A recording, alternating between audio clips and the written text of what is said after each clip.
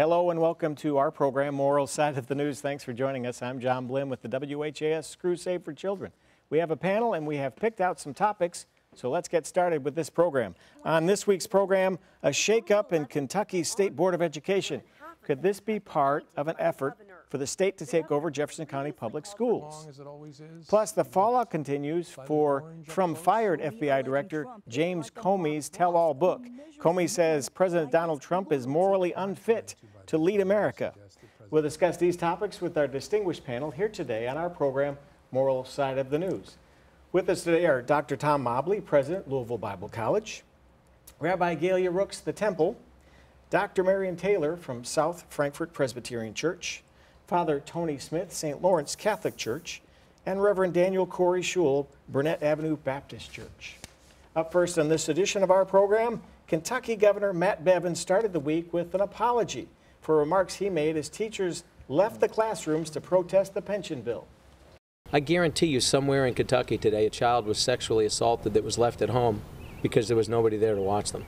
I guarantee you somewhere today a child was physically harmed or ingested poison because they were home alone, because a single parent didn't have any money to take care of them. The governor later apologized by saying he was sorry if anyone was offended by his comments. That apology brought more scorn from many. Also this week, Governor Bevin made more political moves in the area of education. A 5-hour closed-door meeting resulted in a new Kentucky Education Commissioner. That could mean significant changes for the state and its largest school system. As WHS 11's Anna Rivera reports, some people are now wondering if the state could be moving toward a takeover of JCPS. It's out with the old. He had a right to put in who he wanted to. And in with the new. I am incredibly honored that the Kentucky Board of Education has decided to place the trust in me that they have. Dr. Wayne Lewis, an outspoken supporter of charter schools, will serve as the interim commissioner of the Kentucky Board of Education. He will replace Stephen Pruitt, who resigned after a 5-hour executive session. Board of Education Chair Milton Seymour told WHS 11's political editor, Chris Williams, it was Pruitt's decision to resign. Do you want to know, was he off? Yeah, I want to know if Stephen Pruitt was pushed out as commissioner. No, he was not pushed out.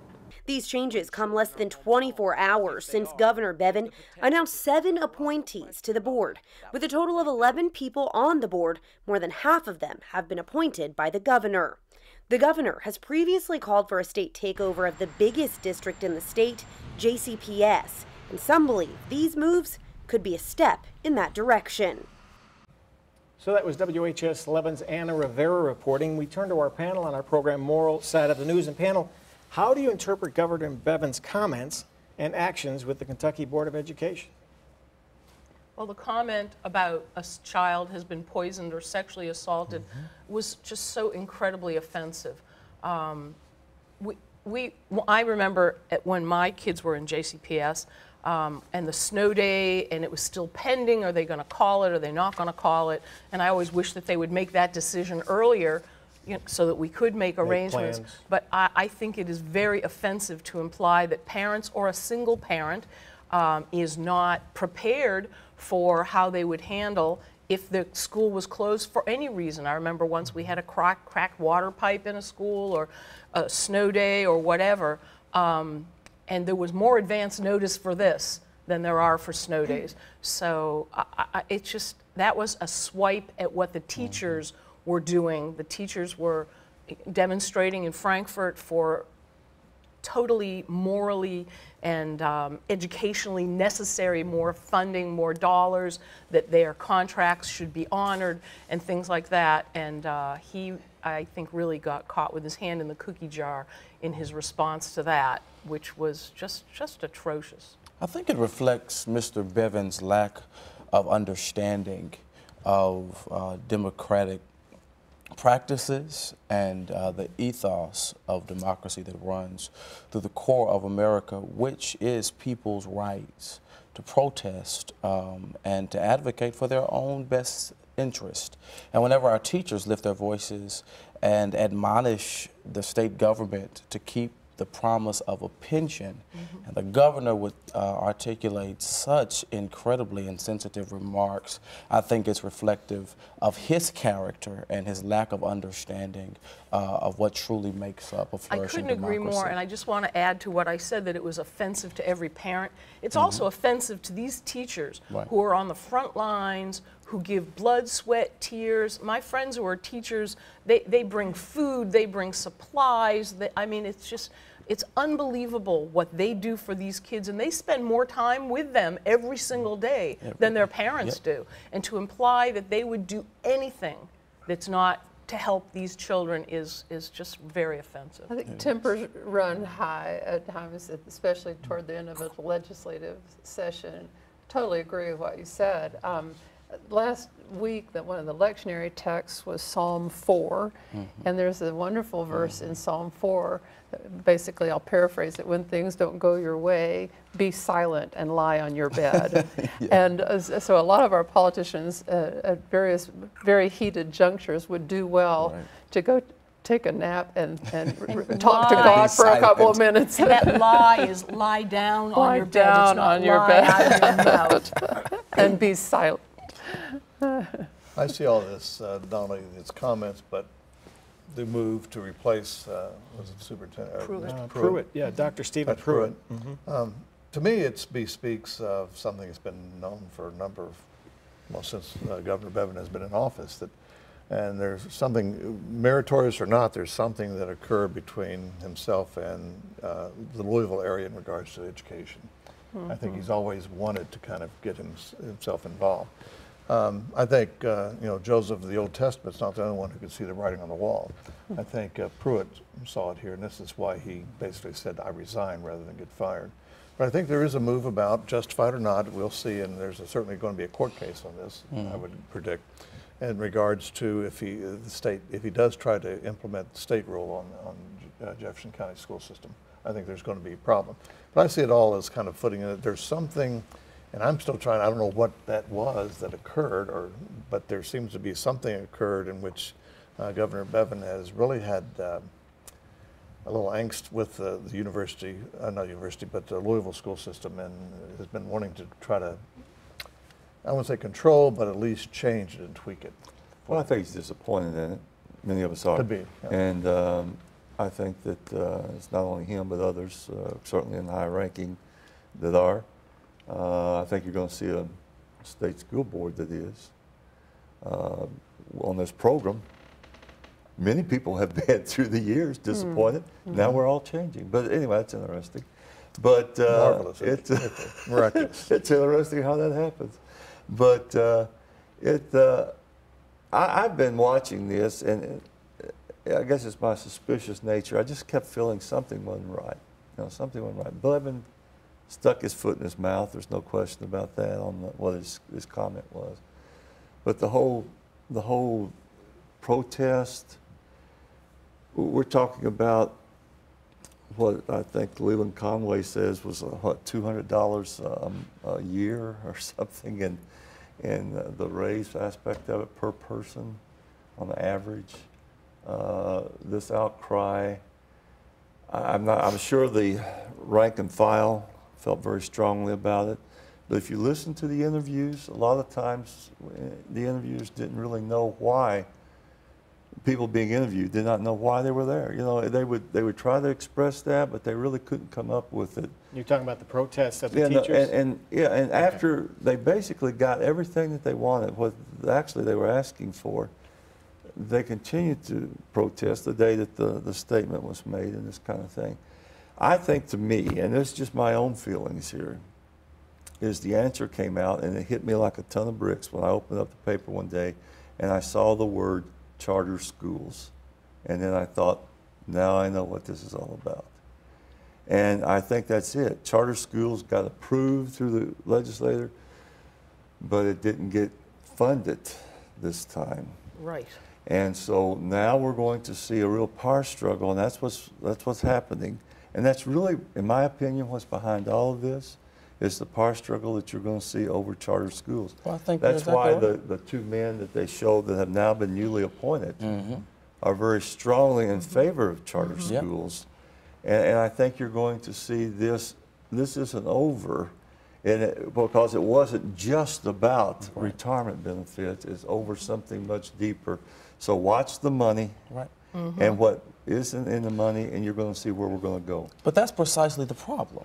It is Mr. Bevin wants to privatize the school system, take money out of the public school system and invest money into these private-run charter schools, and he wants to begin that process in Jefferson County, and which is a huge problem, I think, which is causing this shakeup at the Kentucky Department of Education, and will continue to sort of be an annoyance on the public school system here in Jefferson County if it is not strongly and vociferously opposed. So do you foresee a takeover of JCPS by the state? And He's if going to so, try everything what will he that can. do? I think he's going to.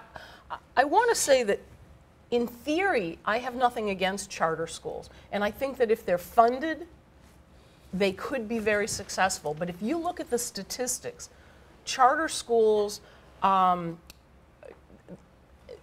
across the country, not that there are that many, but they're not doing well. They're going bankrupt. They're bankrupting the public school system and taking money from the general public school systems. There are huge problems because of lack of oversight and to whom are they accountable.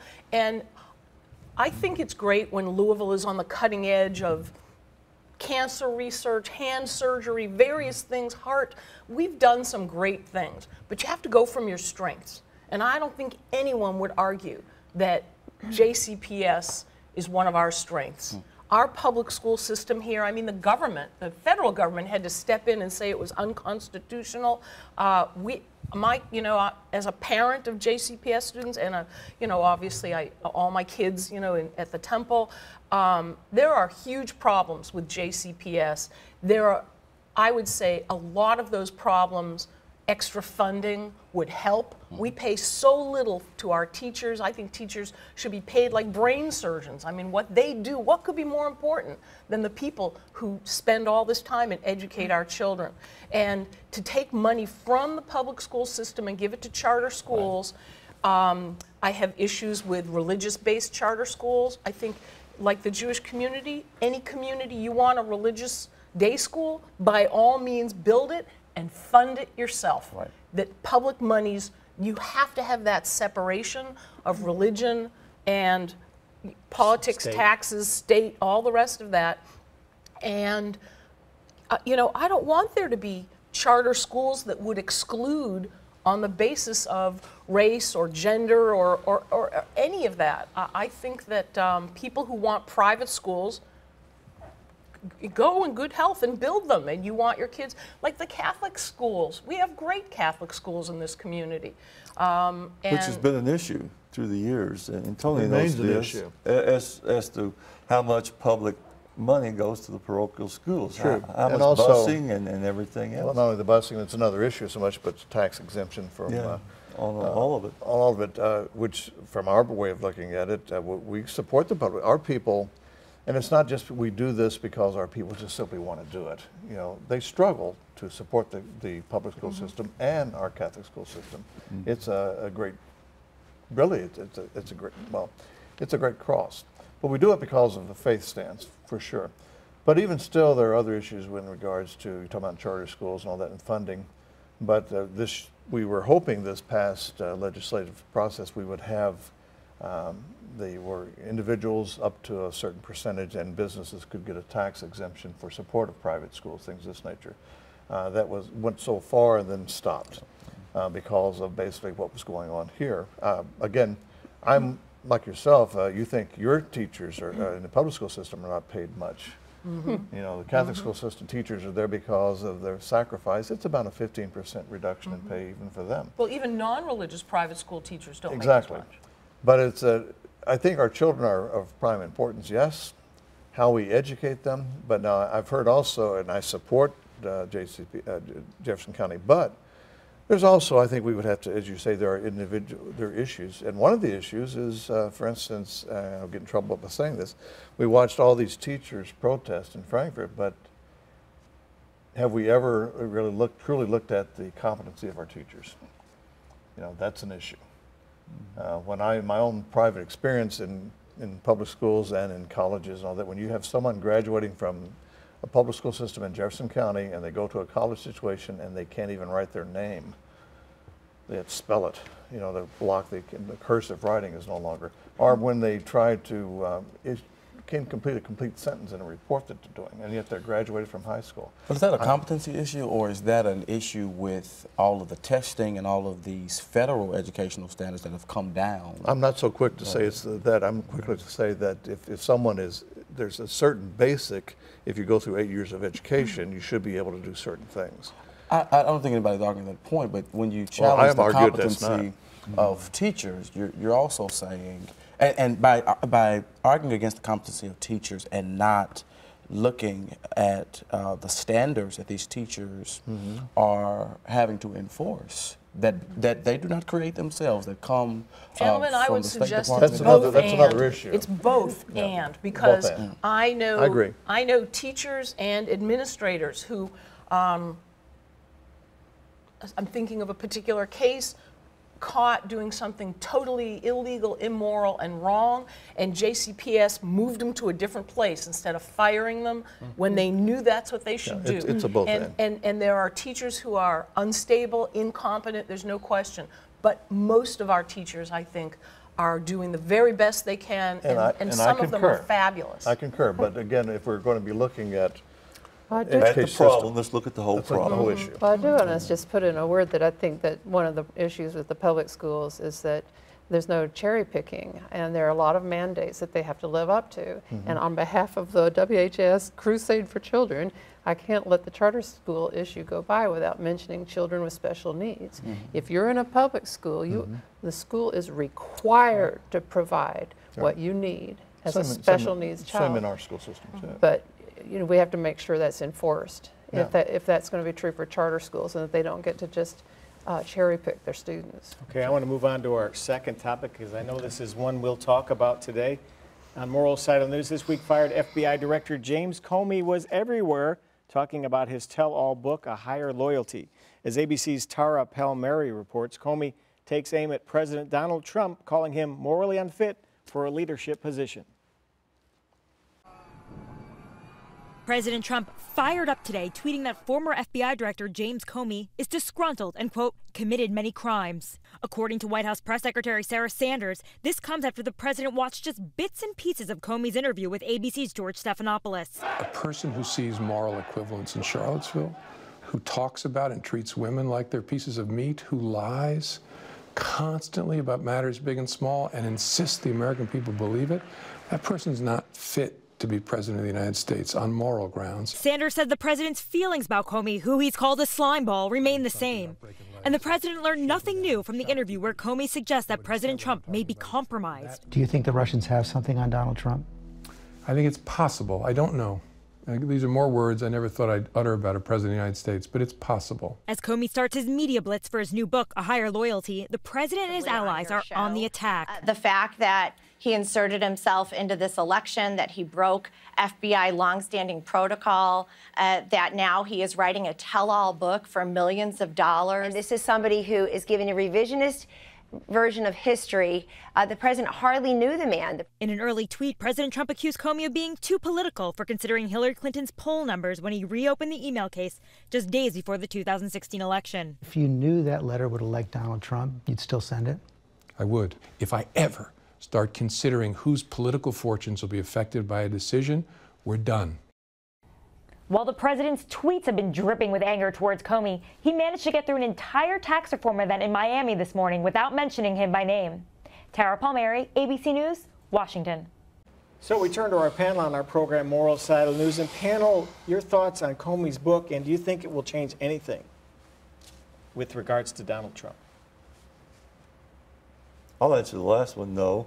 Okay. No. People who hate him. People who like him, like him. People who think he's doing a good job, whether or not they like him, are not going to change. It's not going to change anything. Nothing new came out. If, you know, it's like one person calling another person immoral when you can question that person, it's kind of like, you know, taking and looking at the moat and all this kind of thing that Jesus talked about there. You know, I will say, personally, I consider Comey to be the biggest embarrassment that I've, in my lifetime, of the FBI. And not just because of what he got, but what he's doing now. You think he's a bigger embarrassment than J. Edgar Hoover? Oh, yeah. Really? Oh, yeah. Oh, yeah. I have no question about that. But, I mean, look at the agents. You walk in and look who they've got still hanging up on their offices' walls. It's not Comey. Because you think he crossed the line and went away, shouldn't have done what he did. Yeah, well, I mean, for us talking about truth and not compromising over one candidate, he basically, if you read all the things that we were sent out on the interview, you know, he admits that his whole family is tremendous supporters. He would not say that who he was for, and that he did say that he did not vote, but it's very evident. And then the fact of what he did, and you know, did an investigation and then recommended against one thing and then turned around and did a. He definitely inserted himself into the political process. He did in a way that hurt Hillary to the point where most Americans agree that it cost her the election. I don't know about most Americans, some Americans. No, most Americans, definitely. he, you know, he... What is truth? Truthiness. That's what we're here to talk about. His truthiness. He said in the interview with Stephanopoulos that he had two choices. He could talk about, I mean, they had cleared Hillary in terms of all her emails and that. But then when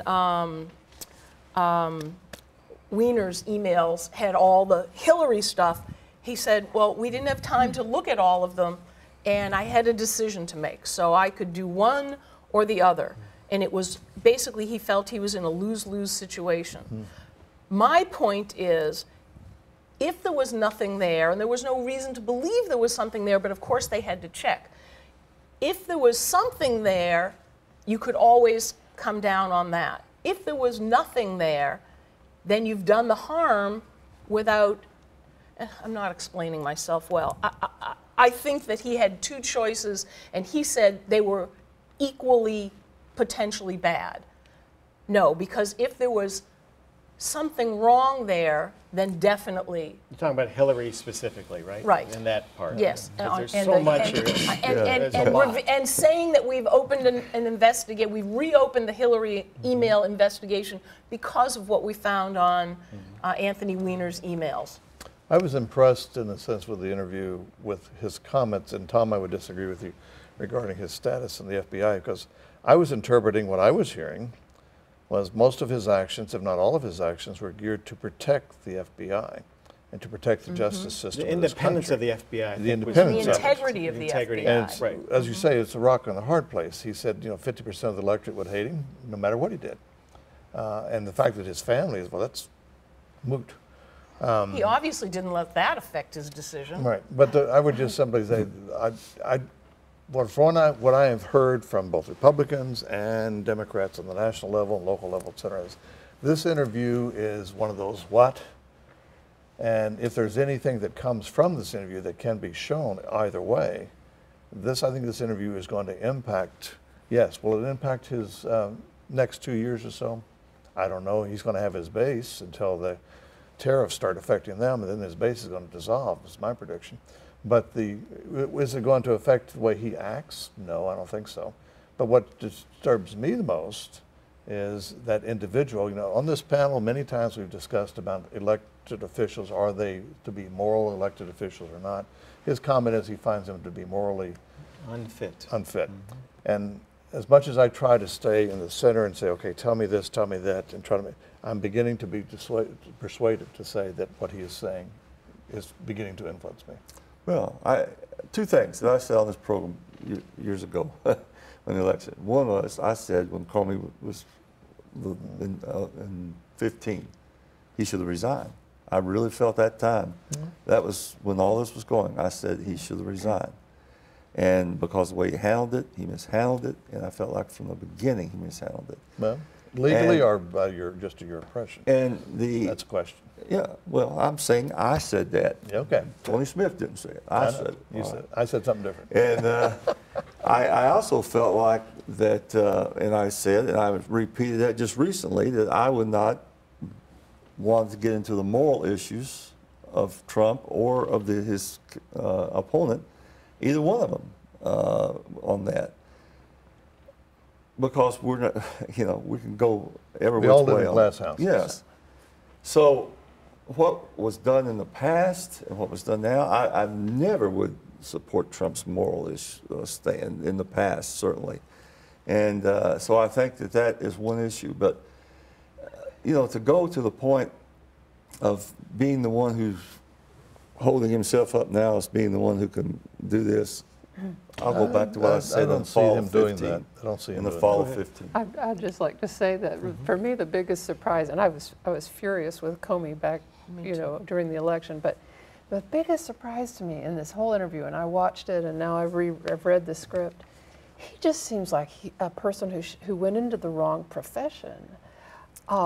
He was again and again surprised by situations he should have been prepared for. His description of these interactions he had with the president, where he was, you know, caught off guard and had to try to me, he sounded, quite frankly, I'll admit, a lot like myself. A little naive. And I would not put myself in the situation that he was in because I am more like an anthropologist. I am the sort of person who will generate hypotheses in order to understand and think later what really happened there.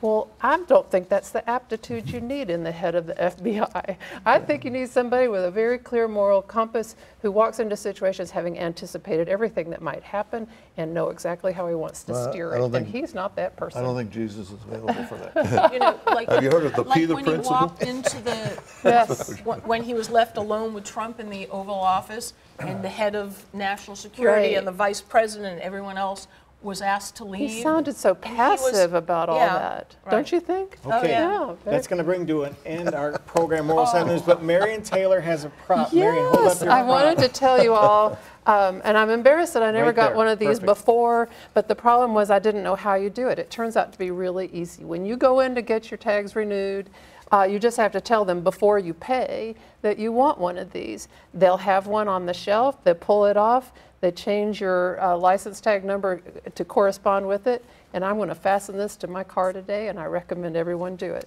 And for our radio listeners, he's talking about the WHAS Crusade-For-Children Kentucky license plate, available at your county clerk's office anywhere across the Commonwealth. So please, if you have time and you're up for renewal, why not? You can learn more about that and find more information about that at WHAScrusade.org. Just scroll to the bottom of the homepage, and there's a little ad that says Kentucky license plate. That brings to a close officially our program, Moral Side of the News. Thanks to Tom Mobley, Galia Rooks, Marion Taylor, Tony Smith, and Corey Schul. We appreciate you watching and listening to this program. And remember, you can catch it anytime again at WHAS11.com. Until next time, thanks for watching and listening to Moral Side of the News. Have a great week.